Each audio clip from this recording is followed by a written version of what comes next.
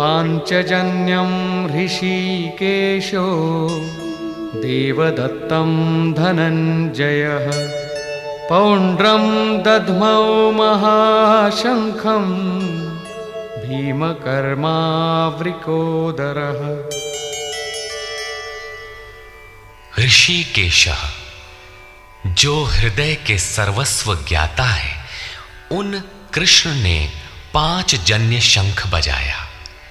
पांचों ज्ञानेंद्रियों को पंच तन्मात्राओं शब्द, स्पर्श, रूप, रस, गंध के रसों से समेटकर अपने जन भक्त की श्रेणी में ढालने की घोषणा की।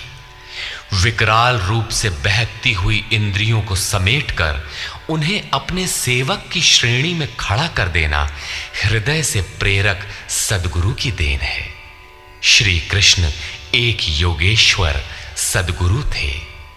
शिष्यस्तेहम्, भगवन मैं आपका शिष्य हूं। बाह्य विषय वस्तुओं को छोड़कर ध्यान में इष्ट के अतिरिक्त दूसरा न देखें, दूसरा न सुने, न दूसरे का स्पर्श करें। यह सद्गुरु के अनुभव संचार पर निर्भर करता है। देवदत्तम धनंजयः, दैवी संपत्ति को अधीन करने वाला अनुराग ही अर्जुन है। इष्ट के अनुरूप लगाव, जिसमें विरह, वैराग्य, अश्रुपात हो। गदगद गिरा नयन बह नीरा, रोमांच हो। इष्ट के अतिरिक्त अन्य विषय वस्तु का लेश मात्र टकराव न होने पाए, उसी को अनुराग कहते हैं। यदि यह सफल होता है तो परम देव परमात्मा में प्रवेश दिलाने वाली दैवी संपद पर आधिपत्य प्राप्त कर लेता है। इसी का दूसरा नाम धनंजय भी है। एक धन तो बाहरी संपत्ति है, जिससे शरीर निर्वाह की व्यवस्था होती है। आत्मा से इसका कोई संबंध नहीं है। इससे परे स्थिर आत्मिक संपत्ति ही निज संपत्ति है। बृहदारण्य कोपनिषद में याज्ञवल्क्य ने मैत्रेयी को यही समझाया कि धन से संपन्न पृथ्वी के स्वामित्व से भी अमृतत्व की प्राप्ति नहीं हो सकती। उसका उपाय आत्मिक संपत्ति है। भयानक कर्म वाले भीमसेन ने पौंड्र अर्थात प्रीति नामक महाशंख बजाया। भाव का उद्गम और निवास स्थान हृदय है, इसलिए इसका नाम वृकोदर है। आपका भाव लगाव बच्चे में होता है, किंतु वस्तुतः वो लगाव आपके हृदय में है, जो बच्चे में जाकर मूर्त होता है। ये भाव अथाह और महान बलशाली है। उसने प्रीति नामक महाशंख बजाया। भाव में ही वो प्रीति निहित है। इसीलिए भीम ने पौंड्र प्रीति नामक महाशंख बजाया। भाव महान बलवान है, किंतु प्रीति संचार के माध्यम से। हरि व्यापक सर्वत्र समाना, प्रेम ते प्रकट हो ही मैं जाना।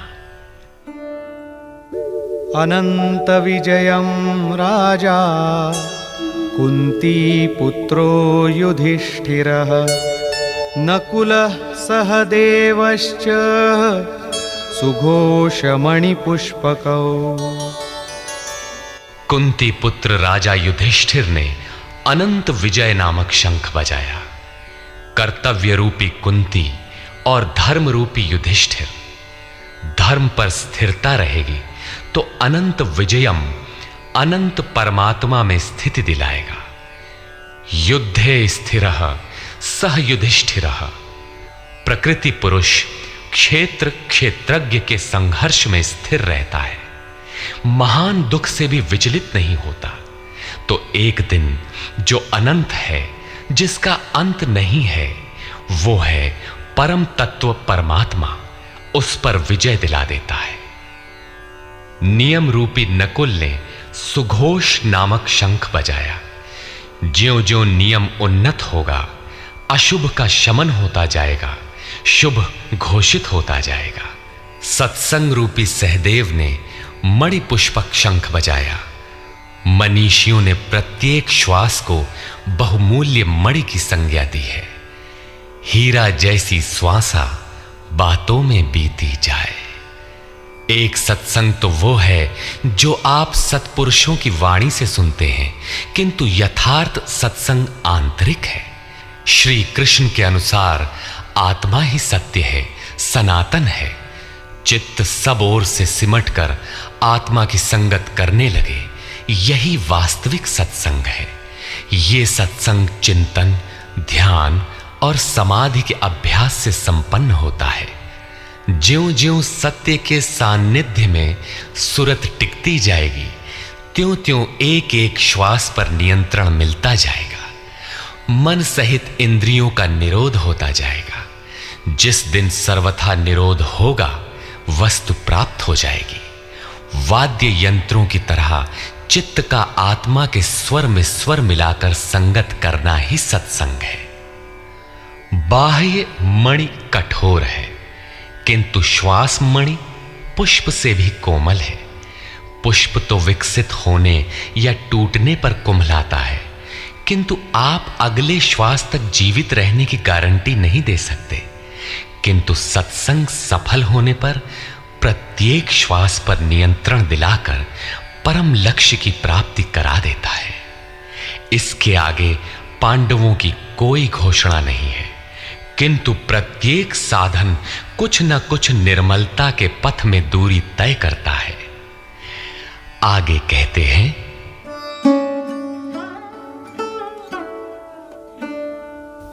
काश्यश्च परमेश्वासः शिखण्डी च महारथः धृष्टद्युम्नो विराटश्च सात्यकिश्चापराजितः। काया रूपी काशी। पुरुष जब सब ओर से मन सहित इंद्रियों को समेटकर काया में ही केंद्रित करता है, तो परमेश्वासः परम ईश में वास का अधिकारी हो जाता है। परम ईश में वास दिलाने में सक्षम काया ही काशी है। काया में ही परम ईश का निवास है।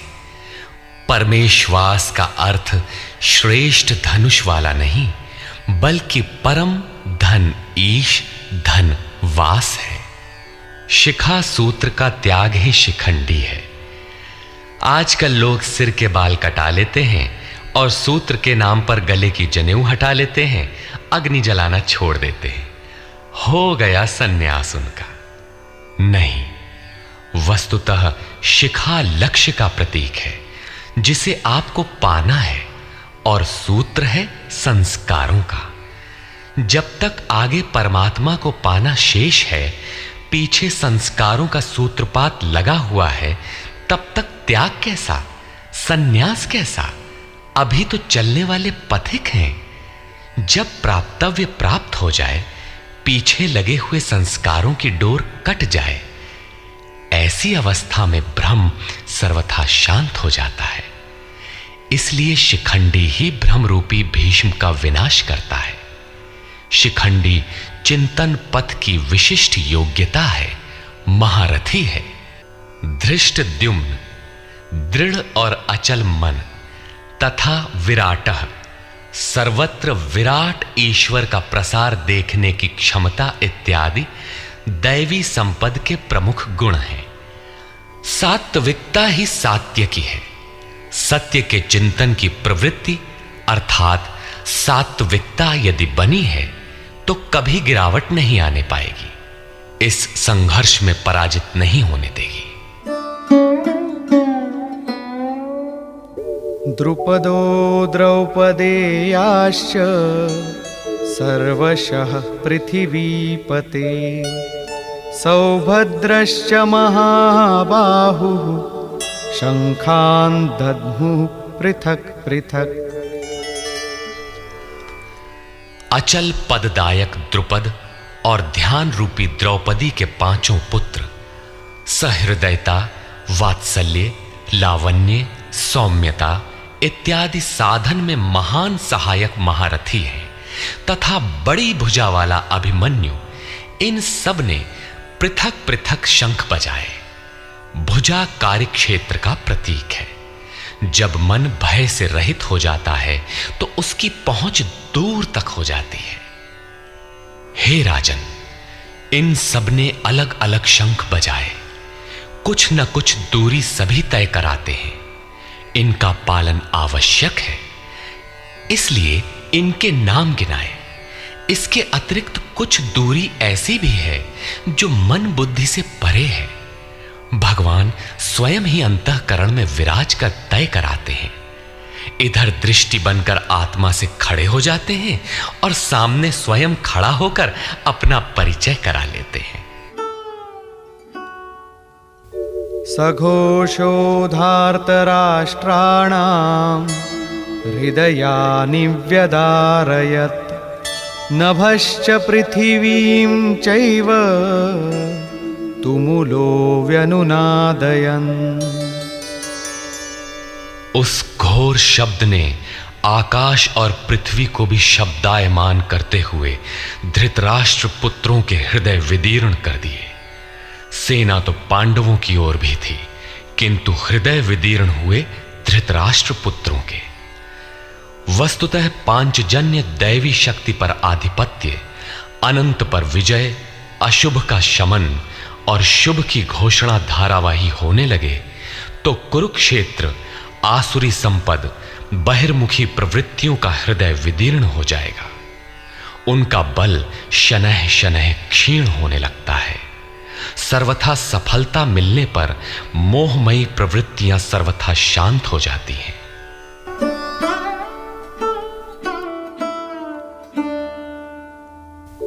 अथ व्यवस्थितान् दृष्ट्वा धार्तराष्ट्रान् कपिध्वजः प्रवृत्ते शस्त्रसम्पाते धनुरुद्यम्य पाण्डवः। ऋषिकेशं तदा वाक्यम् इदमाह महीपते। सेनयोरुभयोर्मध्ये रथं स्थापयमेच्युत। संयम रूपी संजय ने अज्ञान से आवृत्त मन को समझाया कि हे राजन, उसके उपरांत कपिध्वजः वैराग्य रूपी हनुमान, वैराग्य ही ध्वज है जिसका। ध्वज राष्ट्र का प्रतीक माना जाता है। कुछ लोग कहते हैं ध्वजा चंचल थी, इसलिए कपिध्वज कहा गया, किंतु नहीं। यहां कपि साधारण बंदर नहीं, स्वयं हनुमान थे, जिन्होंने मान अपमान का हनन किया था। सममान निरादर आदरहीन। प्रकृति की देखी सुनी वस्तुओं से, विषयों से राग का त्याग ही वैराग्य है। अतः वैराग्य ही जिसकी ध्वजा है, उस अर्जुन ने व्यवस्थित रूप से धृतराष्ट्र पुत्रों को खड़े देखकर शस्त्र चलने की तैयारी के समय धनुष उठाकर ऋषिकेशम, जो हृदय के सर्वस्व ज्ञाता है, उन योगेश्वर श्री कृष्ण से ये वचन कहा, हे अच्युत, जो कभी च्युत नहीं होता, मेरे रथ को दोनों सेनाओं के बीच खड़ा करिए। यहां सारथी को दिया गया आदेश नहीं, इष्ट सदगुरु से की गई प्रार्थना है। किस लिए खड़ा करें?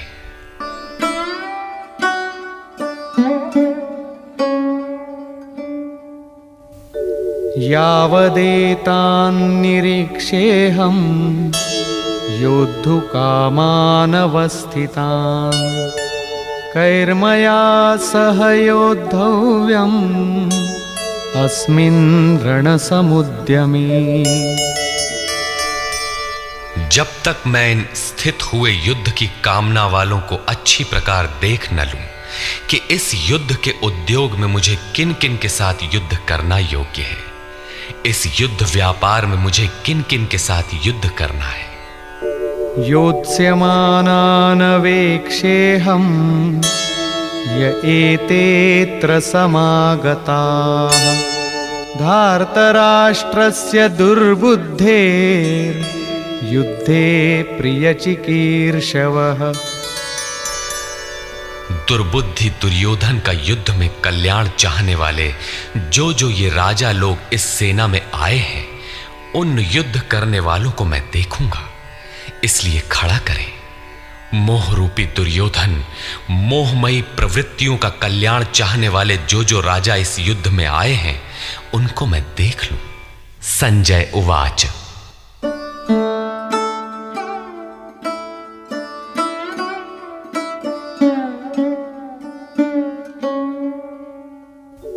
एवमुक्तो ऋषिकेशो गुडाकेशेन भारत, सेनयोरुभयोर्मध्ये स्थापयित्वा रथोत्तमम्। भीष्मद्रोणप्रमुखतः सर्वेषां च महीक्षिताम्। उवाच पार्थ पश्यैतान् समवेतान् कुरुनीति। संजय बोला, निद्राजयी अर्जुन द्वारा इस प्रकार कहे जाने पर हृदय के ज्ञाता श्री कृष्ण ने दोनों सेनाओं के बीच भीष्म, द्रोण और महीक्षिताम शरीर रूपी पृथ्वी पर अधिकार जमाए हुए संपूर्ण राजाओं के बीच उत्तम रथ को खड़ा करके कहा कि पार्थ, इन इकट्ठे हुए कौरवों को देख। यहां उत्तम रथ सोने चांदी का रथ नहीं है। संसार में उत्तम की परिभाषा नश्वर शरीर के प्रति अनुकूलता प्रतिकूलता से की जाती है। ये परिभाषा अपूर्ण है। जो हमारे आत्मा, हमारे स्वरूप का सदैव साथ दे, वही उत्तम है, जिसके पीछे अनुत्तम मलिनता न हो। तत्रापश्यत् स्थितान् पार्थः पितॄनथ पितामहान्। आचार्यान् मातुलान् भ्रातॄन् पुत्रान् पौत्रान् सखींस्तथा। श्वशुरान् सुहृदश्चैव सेनयोरुभयोरपि।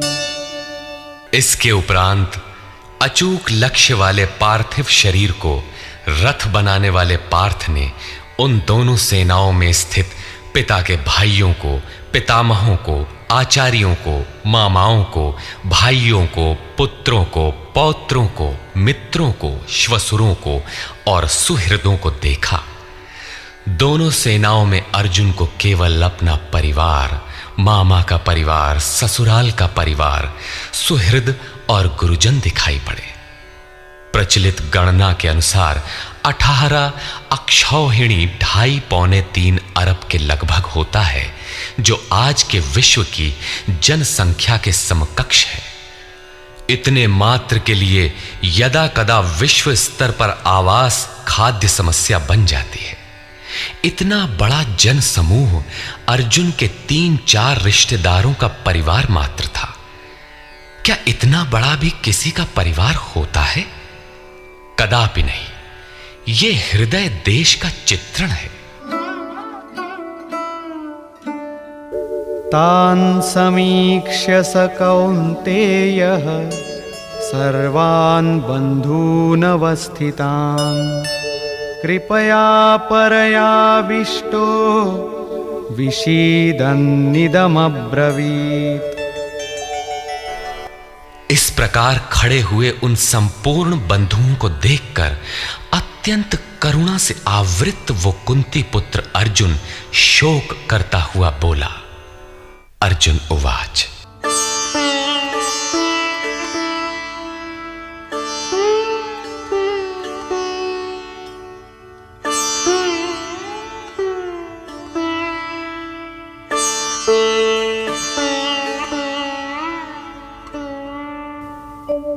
दृष्ट्वेमं स्वजनं कृष्ण युयुत्सुं समुपस्थितं। सीदन्ति मम गात्राणि मुखं च परिशुष्यति। वेपथुश्च शरीरे मे रोमहर्षश्च जायते। हे कृष्ण, इस युद्ध की इच्छा वाले खड़े हुए स्वजन समुदाय को देखकर मेरे अंग शिथिल हुए जाते हैं, मुख सूखा जाता है और मेरे शरीर में कंप तथा रोमांच हो रहा है। इतना ही नहीं, गाण्डीवं स्रंसते हस्तात् त्वक्चैव परिदह्यते न च शक्नोम्यवस्थातुं भ्रमतीव च मे मनः। हाथ से गांडीव गिरता है, त्वचा भी जल रही है। अर्जुन को ज्वर सा हो आया, संतप्त हो उठा कि यह कैसा युद्ध है जिसमें स्वजन ही खड़े हैं। अर्जुन को भ्रम हो गया। वो कहता है, अब मैं खड़ा रह पाने में भी अपने को असमर्थ पा रहा हूं, अब आगे देखने की सामर्थ्य नहीं है। निमित्तानि च पश्यामि विपरीतानि केशव न च श्रेयोनुपश्यामि हत्वा स्वजनमाहवे। हे केशव, इस युद्ध का लक्षण भी विपरीत ही देखता हूं। युद्ध में अपने कुल को मारकर परम कल्याण भी नहीं देखता हूं। कुल को मारने से कल्याण कैसे होगा?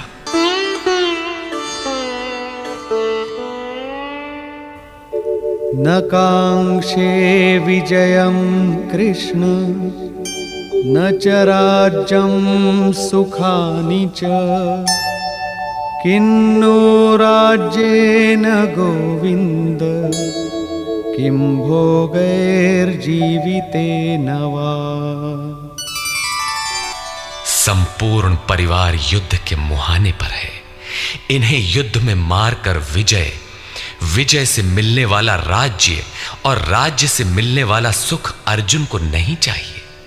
वो कहता है, हे श्री कृष्ण, मैं विजय नहीं चाहता, राज्य तथा सुख भी नहीं चाहता। हे गोविंद, हमें राज्य या भोग अथवा जीवन से भी क्या प्रयोजन है? क्यों?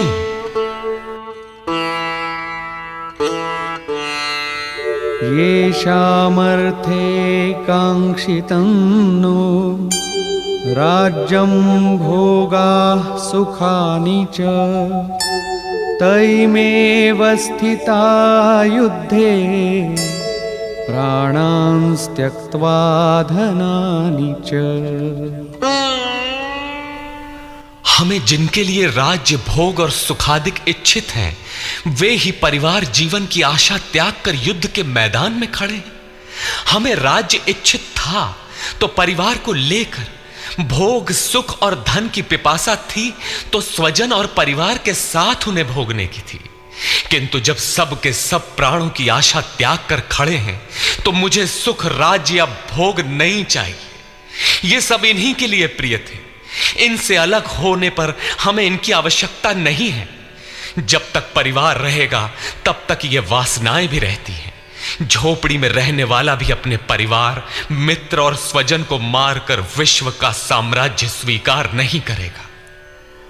अर्जुन यही कहता है कि हमें भोग प्रिय थे, विजय प्रिय थी, किंतु जिनके लिए थी जब वे ही नहीं रहेंगे तो भोगों से क्या प्रयोजन?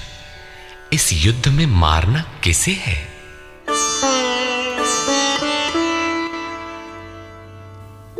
आचार्याः पितरः पुत्राः तथैव च पितामहाः मातुलाः श्वशुराः पौत्राः शालाः संबंधिनस्तथा। इस युद्ध में ताऊ, चाचे, लड़के और इसी प्रकार दादा, मामा, श्वसुर, पोते, साले तथा समस्त संबंधी ही हैं।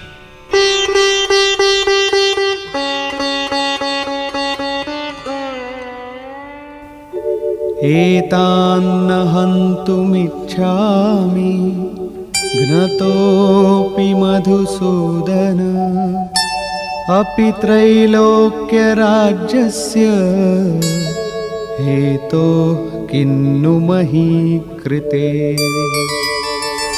हे मधुसूदन, मुझे मारने पर भी अथवा 3 लोक के राज्य के लिए भी मैं इन सबको मारना नहीं चाहता। फिर पृथ्वी के लिए कहना ही क्या। 18 अक्षौहिणी सेना में अर्जुन को अपना परिवार ही दिखाई पड़ा। इतने अधिक स्वजन वास्तव में क्या हैं? वस्तुतः अनुराग ही अर्जुन है। भजन के आरंभ में प्रत्येक अनुरागी के समक्ष यही समस्या रही है। सभी चाहते हैं कि हम भजन करें, उस परम सत्य को पालें, किंतु किसी अनुभवी सद्गुरु के संरक्षण में कोई अनुरागी जब क्षेत्रज्ञ के संघर्ष को समझता है कि हमें किन से लड़ना है, तो वो हताश हो जाता है। वो चाहता है कि हमारे पिता का परिवार, ससुराल का परिवार, मामा का परिवार, सुहृद, मित्र और गुरुजन साथ रहें, सभी सुखी रहें और इन सब की व्यवस्था करते हुए हम परमात्म स्वरूप की प्राप्ति भी कर लें। किंतु जब वो समझता है कि आराधना में अग्रसर होने के लिए परिवार छोड़ना होगा, इन संबंधों का मोह समाप्त करना होगा, तो वो अधीर हो उठता है। पूज्य महाराज जी कहा करते थे, मरना और साधु होना बराबर है। साधु के लिए सृष्टि में दूसरा कोई जीवित है भी, किंतु घर वालों के नाम पर कोई नहीं है। यदि कोई है तो लगाव है, मोह समाप्त कहां हुआ। जहां तक लगाव है, उसका पूर्ण त्याग, उस लगाव के अस्तित्व मिटने पर ही उसकी विजय है। इन संबंधों का प्रसार ही तो जगत है, अन्यथा जगत में हमारा क्या है। तुलसीदास कहे चिद विलास जग, बूझत बूझत बूझ है। मन का प्रसार ही जगत है। योगेश्वर कृष्ण ने भी मन के प्रसार को ही जगत कहकर संबोधित किया। जिसने इसके प्रभाव को रोक लिया, उसने चराचर जगत ही जीत लिया। इहैव तैर्जितः सर्गो येषां साम्ये स्थितम मनः। केवल अर्जुन अधीर था, ऐसी बात नहीं है। अनुराग सबके हृदय में है। प्रत्येक अनुरागी अधीर होता है, उसे संबंधी याद आने लगते हैं। पहले वो सोचता था कि भजन से कुछ लाभ होगा तो ये सब सुखी होंगे, इनके साथ रहकर उसे भोगेंगे। जब ये साथ ही नहीं रहे तो सुख लेकर क्या करेंगे। अर्जुन की दृष्टि राज्य सुख तक ही सीमित थी। वो त्रिलोकी के साम्राज्य को ही सुख की पराकाष्ठा समझता था। इसके आगे भी कोई सत्य है, इसकी जानकारी अर्जुन को अभी नहीं है। निहत्य धार्तराष्ट्रान्नः का प्रीति स्याज्जनार्दन पापमेवाश्रयेदस्मान् हत्वैतानाततायिनः। हे जनार्दन, धृतराष्ट्र के पुत्रों को मारकर भी हमें क्या प्रसन्नता होगी। जहां धृतराष्ट्र अर्थात धृष्टता का राष्ट्र है, उससे उत्पन्न मोह रूपी दुर्योधन इत्यादि को मारकर भी हमें क्या प्रसन्नता होगी। इन आतताइयों को मारकर हमें पाप ही तो लगेगा।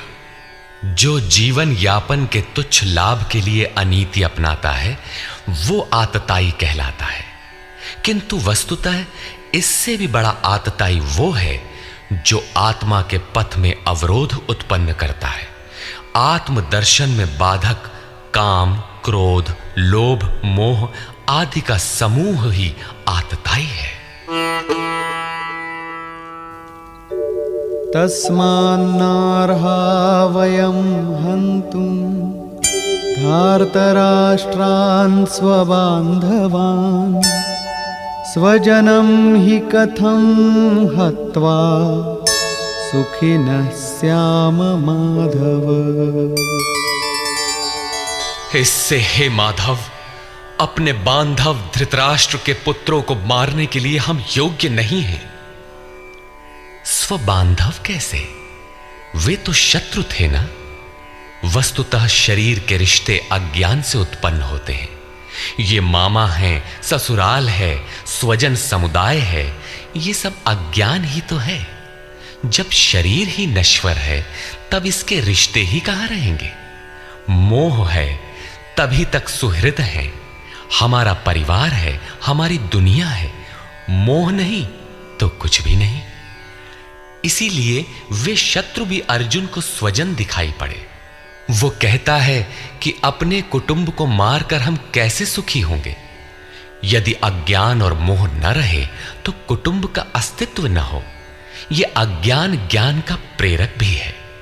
भर्तृहरि, तुलसी इत्यादि अनेक महानुभावों को वैराग्य की प्रेरणा पत्नी से मिली, तो कोई सौतेली मां के व्यवहार से खिन्न होकर वैराग्य पथ पर अग्रसर हुआ दिखाई देता है।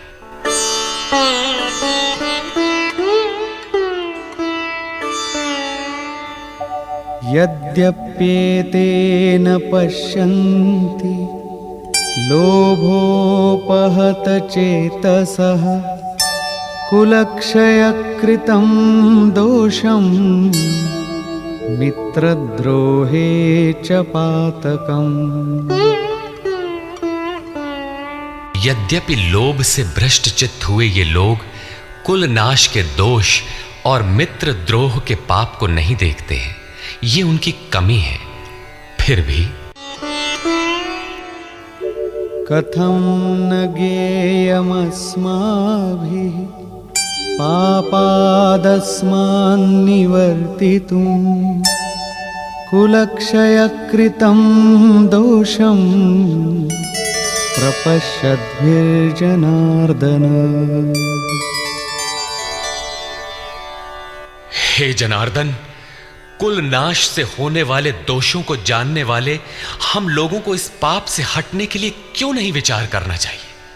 मैं ही पाप करता हूं ऐसी बात नहीं, आप भी भूल करने जा रहे हैं। कृष्ण पर भी आरोप लगाया। अभी वो समझ में अपने को कृष्ण से कम नहीं मानता। प्रत्येक नया साधक सद्गुरु की शरण जाने पर इसी प्रकार तर्क करता है और अपने को जानकारी में कम नहीं समझता। यही अर्जुन भी कहता है कि ये भले न समझें, किंतु हम आप तो समझदार हैं। कुल नाश के दोषों पर हमें विचार करना चाहिए। कुल नाश में दोष क्या है? कुलक्षये प्रणश्यन्ति कुलधर्माः सनातनाः धर्मे नष्टे कुलं कृत्स्नम् अधर्मोऽभिभवत्युत। कुल के नाश होने से सनातन कुल धर्म नष्ट हो जाते हैं। अर्जुन कुल धर्म कुलाचार को ही सनातन धर्म समझ रहा था। धर्म के नाश होने पर संपूर्ण कुल को पाप भी बहुत दबा लेता है। अधर्माभिभवात् कृष्ण प्रदुष्यन्ति कुलस्त्रियः स्त्रीषु दुष्टासु वार्ष्णेय जायते वर्णसंकरः। हे कृष्ण, पाप के अधिक बढ़ जाने से कुल की स्त्रियां दूषित हो जाती हैं। हे वार्ष्णेय, स्त्रियों के दूषित होने पर वर्ण संकर उत्पन्न होता है। अर्जुन की मान्यता थी कि कुल की स्त्रियों के दूषित होने से वर्ण संकर होता है, किंतु श्री कृष्ण ने इसका खंडन करते हुए आगे बताया कि मैं अथवा स्वरूप में स्थित महापुरुष यदि आराधना क्रम में भ्रम उत्पन्न कर दे तब वर्ण संकर होता है। वर्ण संकर के दोषों पर अर्जुन प्रकाश डालता है।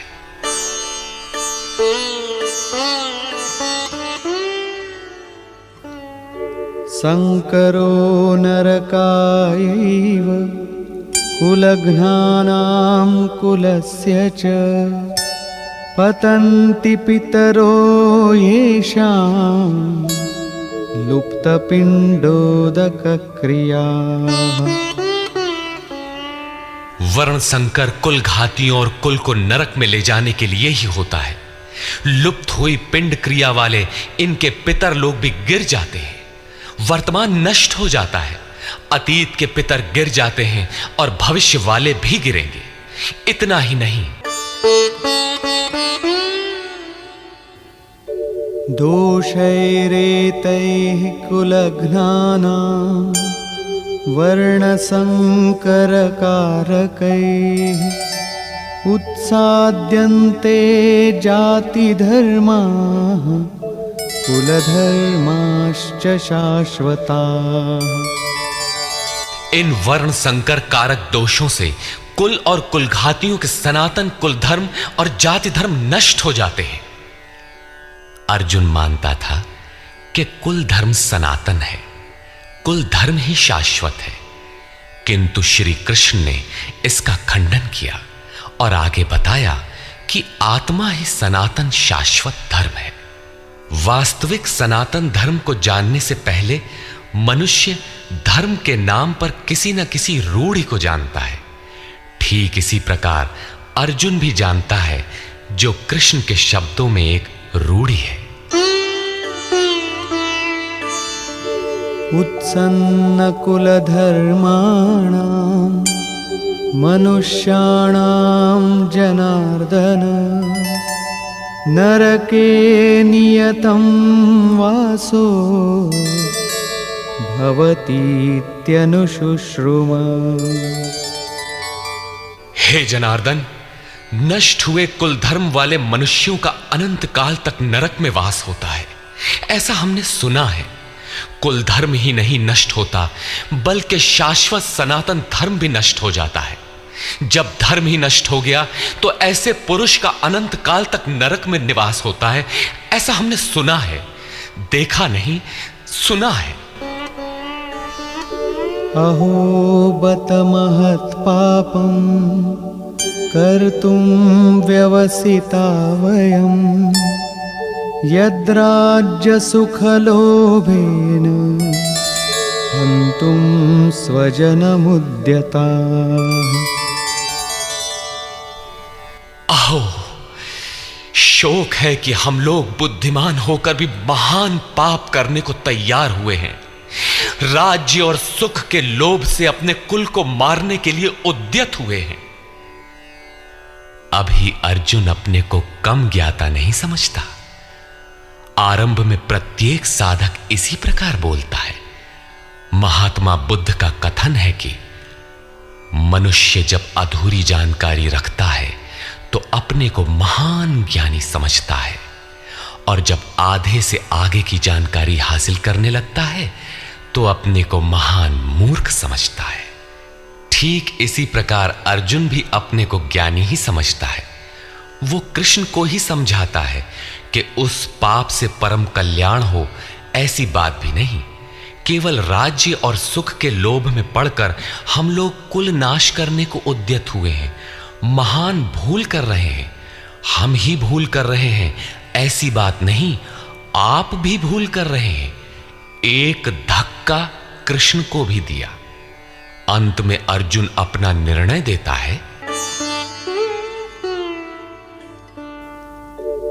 यदि माम प्रतीकारम् अशस्त्रं शस्त्रपाणयः धार्तराष्ट्रारणे हन्युः तन्मे क्षेमतरं भवेत्। यदि मुझ शस्त्र रहित न सामना करने वाले को शस्त्रधारी धृतराष्ट्र के पुत्र रण में मारे तो उनका वो मारना भी मेरे लिए अति कल्याणकारक होगा। इतिहास तो कहेगा कि अर्जुन समझदार था, जिसने अपनी बलि देकर युद्ध बचा लिया। लोग प्राणों की आहुति दे डालते हैं कि भोले भाले मासूम बच्चे सुखी रहें, कुल तो बचा रहे। मनुष्य विदेश चला जाए, वैभवपूर्ण प्रासाद में रहे, किंतु 2 दिन बाद उसे अपनी छोड़ी हुई झोपड़ी याद आने लगती है। मोह इतना प्रबल होता है। इसीलिए अर्जुन कहता है कि शस्त्रधारी धृतराष्ट्र के पुत्र मुझ न प्रतिकार करने वाले को रण में मार दें, तब भी वो मेरे लिए अति कल्याणकारी होगा, ताकि लड़के तो सुखी रहें। संजय उवाच।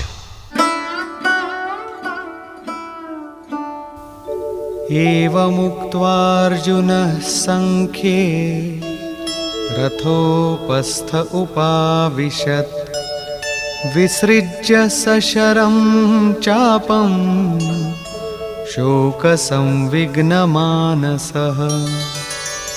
संजय बोला कि रणभूमि में शोक से उद्विग्न मन वाला अर्जुन इस प्रकार कहकर बाण सहित धनुष को त्याग कर रथ के पिछले भाग में बैठ गया, अर्थात क्षेत्र क्षेत्रज्ञ के संघर्ष में भाग लेने से पीछे हट गया।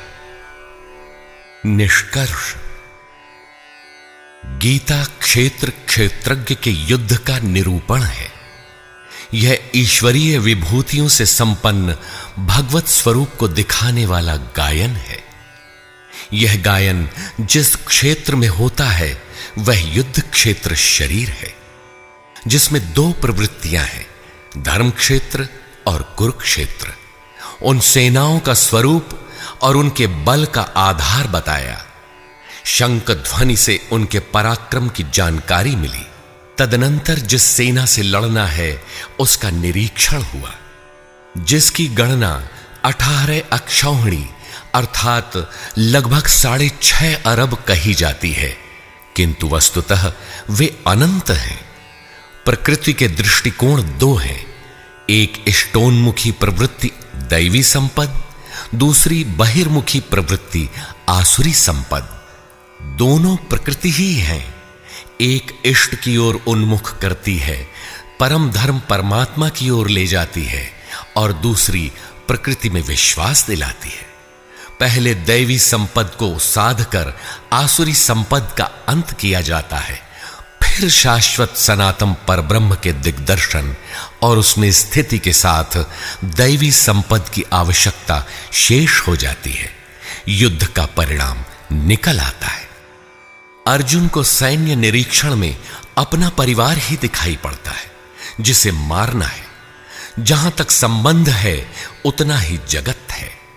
अनुराग के प्रथम चरण में पारिवारिक मोह बाधक बनता है। साधक जब देखता है कि मधुर संबंधों में इतना विच्छेद हो जाएगा जैसे वे थे ही नहीं, तो उसे घबराहट होने लगती है। स्वजनासक्ति को मारने में उसे अकल्याण दिखाई देने लगता है। वह प्रचलित रूढ़ियों में अपना बचाव ढूंढने लगता है, जैसा अर्जुन ने किया। उसने कहा, कुल धर्म ही सनातन धर्म है। इस युद्ध से सनातन धर्म नष्ट हो जाएगा, कुल की स्त्रियां दूषित होंगी, वर्ण संकर पैदा होगा, जो कुल और कुलघातियों को अनंत काल तक नरक में ले जाने के लिए ही होता है। अर्जुन अपनी समझ से सनातन धर्म की रक्षा के लिए विकल है। उसने श्री कृष्ण से अनुरोध किया कि हम लोग समझदार होकर भी यह महान पाप क्यों करें। अर्थात श्री कृष्ण भी पाप करने जा रहे हैं। अंततो गत्वा पाप से बचने के लिए मैं युद्ध नहीं करूंगा, ऐसा कहता हुआ हताश अर्जुन रथ के पिछले भाग में बैठ गया। क्षेत्र क्षेत्रज्ञ के संघर्ष से पीछे हट गया। टीकाकारों ने इस अध्याय को अर्जुन विषाद योग कहा है। अर्जुन अनुराग का प्रतीक है। सनातन धर्म के लिए विकल होने वाले अनुरागी का विषाद योग का कारण बनता है। यही विषाद मनु को हुआ था। हृदय बहुत दुख लाग, जन्म गयऊ हरि भगति बिनु। संशय में पड़कर ही मनुष्य विषाद करता है। उसे संदेह था कि वर्ण संकर पैदा होगा जो नरक में ले जाएगा। सनातन धर्म के नष्ट होने का भी उसे विषाद था। अतः संशय विषाद योग का सामान्य नामकरण इस अध्याय के लिए उपयुक्त है। अतः ओम तत्सदिति श्रीमद् भगवद गीता सूपनिषत्सु ब्रह्म विद्यायाम योग शास्त्रे श्री कृष्ण अर्जुन संवादे संशय विषाद योगो नाम प्रथमोऽध्यायः। इस प्रकार स्वामी अड़गड़ानंद कृत श्रीमद् भगवद गीता के भाष्य यथार्थ गीता का प्रथम अध्याय पूर्ण होता है।